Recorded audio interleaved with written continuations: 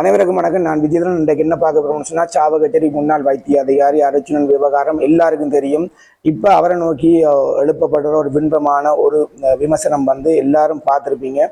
நாங்கள் கூட அவருடைய ஒரு செல்வியோ இல்லை அவருடைய வீடியோ போட்டாலோ மிகவும் வன்மையான ஒரு வன்மம் கொண்ட ஒரு பைத்தியகாரன் சொல்ற அளவுக்கு கூட கமெண்டுகள் வந்து கொண்டிருக்கு. அவரோட நிற்காதுங்க, அவரோட பேசாதுங்கன்னு சொல்லி. நிச்சயமா நான் அறிஞ்ச அளவுக்கு, எனக்கு தெரிஞ்ச அரசியல் அளவுக்கு அர்ச்சுனன் வைத்தியர் இதே நிலைமையோடு இருந்தாருன்னு சொன்னால், அடுத்த முறை இப்போ ஜனாதிபதி தேர்தல் அடுத்த முறை நடக்க போகிற எம்பி தேர்தலில் அவர் ஒரு கட்சி ஆரம்பித்து ஒரு 20 சீட்டில் தமிழ் வடக்கு கிழக்கில் நிற்பாராக இருந்தால் கட்டாயமாக தமிழ் தேசிய கூட்டமைப்பு, குறிப்பாக தமிழ் தேசிய கூட்டமைப்புக்கு பாதிப்பு இருக்கு.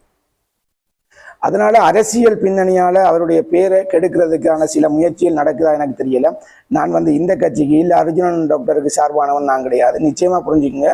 ஒரு தனிநபர் என்ற ரீதியில், அவரோட நான் பழகினான் என்ற ரீதியில் நிச்சயமாக அவரை நோக்கி ஒரு தேவை கருதியோ இல்லை ஒரு பலன் பெற நோக்கத்தோட அவரோட சென்று பேசினவர்களுக்கு எதிராகத்தான் வைத்திய அதிகாரி பேசியிருக்கிறார்.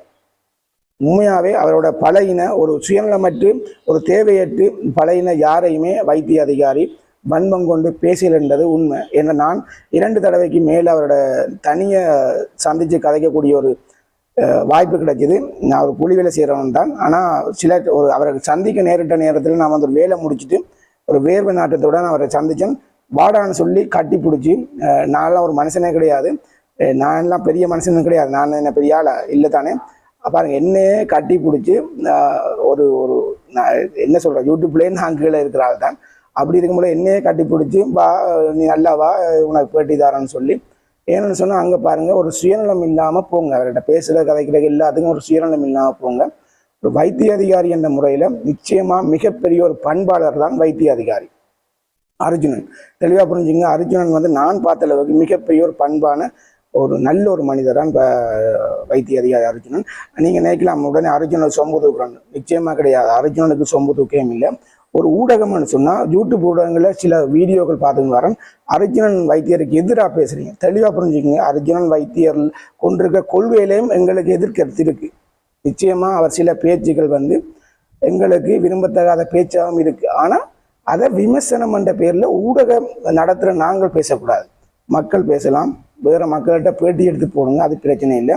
ஆனால் ஊடகம், அதாவது யூடியூப் பொது ஊடகம் நடத்துகிற யாருமே அவரை விமர்சனம் பண்ணுறதுக்கு தகுதி இல்லை. ஏன்னா ஊடக சுதந்திரம் என்றது ஒரு ஒரு ஒரு செய்தியை நாங்கள் மக்களுக்கு கடத்துகிற மட்டும்தான். நாங்களே தீர்ப்பு சொல்கிறோன்னா நாங்களே போய் ஊடகம் நடத்தக்கூடாது.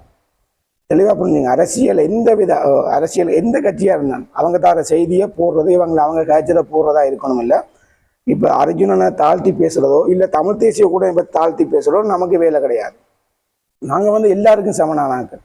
ஆனால் நான் தனிப்பட்ட முறையில் அர்ச்சுனன் வைத்தியரோட பேசின என்ற ஒரு முறையில் உண்மையாகவே ஒரு தனிப்பட்ட முறையில் ஒரு நல்ல மனிதர்ன்றதை நான் சொல்ல வரேன். இது திட்டமிட்டு அவர் மீது ஒரு பைத்தியக்காரன் அப்படி பெண்களுக்கு எதிரானவர்னு சொல்லி ஒரு பின்பத்தை உருவாக்க முயற்சி செய்கிறாங்க. நிச்சயமாக நல்ல மனிதர். அவரோட நேரடியாக பேசினவங்க காய்ச்சவங்களுக்கு தெரியும். மிகப்பெரிய ஒரு பண்பாளர். அந்தளவு சொல்கிறதுக்கு தான் அந்த வீடியோ பதிவும். சில யூடியூபர்ஸ் அவர் மீது ஒரு தப்பான ஒரு அபிப்பிராயங்களில் வீடியோ பதிவு செஞ்சு வரீங்க. தயவு செய்து அவரோட பேசுங்க. ஏன்னு சொன்னால் அவர் ஏகப்பட்டது இழந்திருக்கார், வைத்திய அதிகாரம் இழந்திருக்கார். மற்றது அவர் சில யூடியூபர்ஸை பார்த்து சிங்களம் தெரியும் ஆங்கிலம் தெரியும். இப்போ 6ஆம் ஆண்டு படிக்கிற பிள்ளைக்கும் சிங்களம் தெரியும் ஆங்கிலம் தெரியும். சிங்களம் ஆங்கிலம்ன்றது ஒரு மொழி, அறிவு கிடையாது. அறிவுன்றது நீங்கள் ஓஎல் பாஸ் பண்ணி ஏஎல் பாஸ் பண்ணி கெம்பஸ் போய் வைத்தியராக வைத்திய அதிகாரி படித்து ஒருத்தன் வெளியில் சர்வே பண்ணுறது ஈஸியான காரணம். அதாவது இலங்கையில் பாஸ் பண்ணுறது ஈஸியான காரியம் இல்லை.